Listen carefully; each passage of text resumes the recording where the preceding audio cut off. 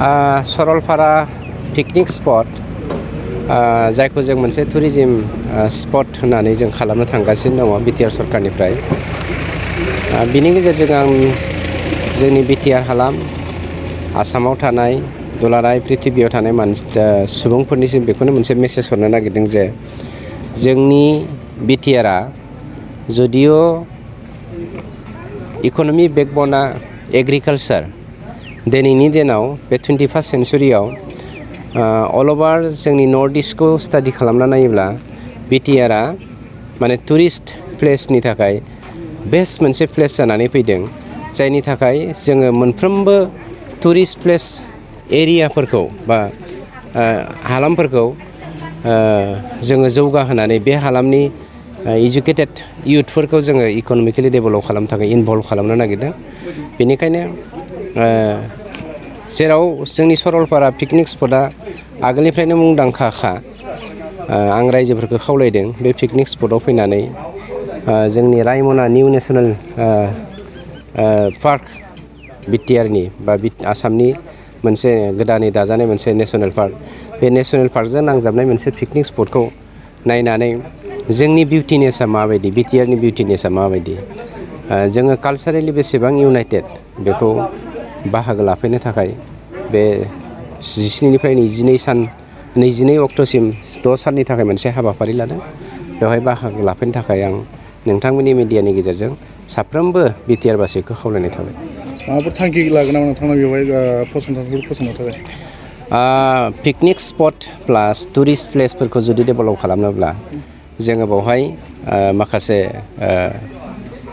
Modern टाइपनि हमनानै ला रिजर्टफोरनि गोनांथि जानानै फैयो। खिन्थु मोनसे बाथ्रायाबो सैथो, बेवहाय जुदि 2 ताला 3 ताला बिल्डिं लुनानै बेवहाय प्रफेसनेलि बिजनेसनि माबा लायोबा थांखि लायोब्ला बिउटिनेसआ गैया जायो। आरो मेइन खोन्थाया बेवहाय नेसनेल पार्कजों नांजाबनायखाय माखासे प्रजेक्टखौ बे बन्द जोङो मावफुंनो हायाखै, बे सैथो खोन्था। खिन्थु फिसा माखासे नेचारेल गावनो ग्रथ जानाय बुस्थुजों सोमोन्दो थानाय खौ जुदि जोङो नोजोर बोनानै बे हालामखौ जौगाहोयोब्ला जोंनि बे हालामा निस्सय इक'नमिकेलि मोनसे बेकबन जानानै फैगोन, बेखौ जोंहा फोथायनाय दङ। मोनसे गोजोनथाव खौरां। गोजोननि नोगोर क'क्राझाराव थानाय बाजार इन्डिया आरो MRM हस्पिटाल साखाथियाव बड'लेण्ड थेरापिस्ट सेन्टाराव थुब्ला ब्रह्मआ गुबुन गुबुन रोखोमनि सानाय सुनाय गोनां सुबुंफोरनि थाखाय फाहामथाय होनाय जायो। जेरै जान्जि सानाय, हान्थु सानाय, गोदोना सानाय, आदै सानाय, आफादावदै सानाय, जानजि जरा सानाय, खर' सानाय, सिनस्रि जरा सानाय, बैफोरबायदि सुबुंफोरनि सानायफोरखौ फाहामथाय होबोगासिनो दं। सोरबाफोर बे बेरामाव गोग्लैनाय सुबुंफोरा बे खाबुखौ लानो हागोन। गोबां मिन्थिनो थाखाय नैबे जानबुं नङाव फन खालाम 9974030738।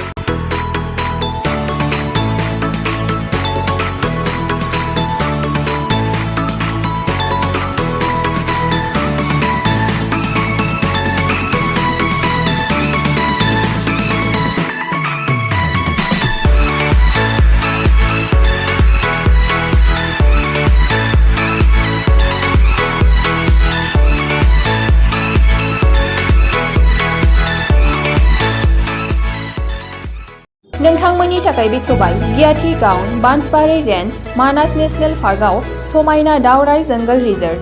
बे रिजर्टआव नोंथांमोना jeep ride, elephant ride, tea tower, river rafting, village visits, फ्रिबेलि इथनिक फुड, माल्टि कुजिन बायदि बायदि सुबिदा थागोन। बुकिं खालामनो आरो गोबां मिथिनो थाखाय फन खालामनो हागोन 6900226214 9954961665 8638360282 9859161912 दावराइ जंगल रिजर्ट मानास नेसनेल पार्क गियाथि गाउन।